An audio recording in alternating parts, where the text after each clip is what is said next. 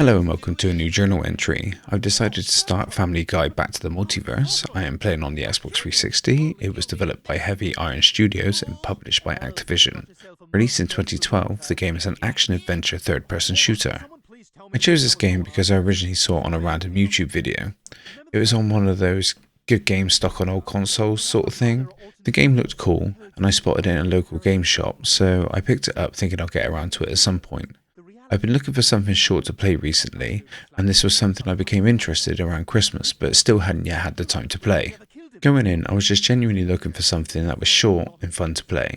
As long as the game has the classic Family Guy humour, I knew I'd be happy. My only worry was that it was just going to be one of those bad licensed games. My first session lasted about an hour and a half, and I have to say, it feels okay. Best way I can put it is it feels like a game of its time, which in no stretch is a bad thing. The simplicity is what makes the game fun. The game looks and runs great. It feels like a solid 60 frames a second, and if it isn't, it's super smooth to the degree that I can't notice that it's less than 60. And the cel shaded graphics? What can I say? I love cel shaded graphics. I think they're timeless. It is an art style that will stand the test of time. It fits the cartoon aesthetic perfectly.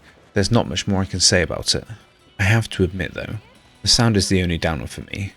The voice acting in the cutscenes and from the main characters are great. Some of the things Lois and Meg say outside of the frat houses is so unhinged, but what more can you expect from a Family Guy game? However, the background music in certain areas does not fit the environments, and the quips and lines said by oncoming enemies can be repetitive. It's something I would expect if this was a game from the Xbox, PS2 and GameCube era, but not something that came out in 2012. The gameplay is quite simple, to be honest. It's your typical third-person shooter.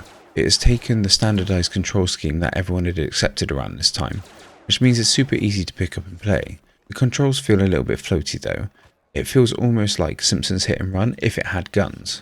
Obviously I don't mean the driving aspects in Simpsons Hit and Run, because so far there hasn't been any, but in how the characters feel when they move around, how the camera moves and how light the jumping feels.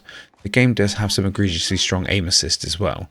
When aiming down sights or on anything other than the sniper rifles, it instantly latches on to whatever is closest. But on the note of the sniper rifle, even though it does feel floaty, it feels amazing. Aiming is a treat because you don't have to concentrate at all. The game has extra objectives though, mainly to be able to buy cosmetics in the shops. The general attributes are just able to be unlocked through the game's currency. I like it, the core loop is simple, but in no way does it lessen the experience. The plot of the game is simple and exactly what you'd expect from a licensed Family Guy game. They want you to feel like you're in and leading an episode of Family Guy. The premise is that Bertram has come back from an alternate universe to take revenge on Stewie for killing him in the current. So Stewie and Brian set off through the multiverse to stop him before he can raise an army of henchmen and destroy all the universes where Bertram doesn't exist. What I found funny here is that Family Guy pokes fun at something that TV and film are now trying to do in so many franchises. How many movies or shows do you know that have their own something-verse? South Park even recently poked fun at this. Stewie also mentions how everything is on the cloud when the device breaks and it's not something that can be easily fixed. These are two things that have come in since the game was made and were wildly successful, but the irony of the joke is that it's something that still frustrates us today. One thing that stood out to me before playing was that I decided to install the game on the Xbox 360's hard drive. I forgot how long the process used to be. It's funny, something we deem so trivial now just because it works. I'd forgotten how much of a chore it was back then. It's one of those technological pieces of progression that we just take for granted now. I will say the game has definitely met my expectations so far. The lewd humour, poking fun at the zeitgeist, cel-shaded graphics, just a general light-hearted good time makes me excited to continue. I'm okay with the floaty controls because they don't remove me from the fun I'm having otherwise. It seems like a perfect extra episode of Family Guy that you get to play instead of watching. That's all for my first look at Family Guy Back to the Multiverse. If you would like to follow my journal entries throughout my time with this game, please like and subscribe, and I'll see you next week.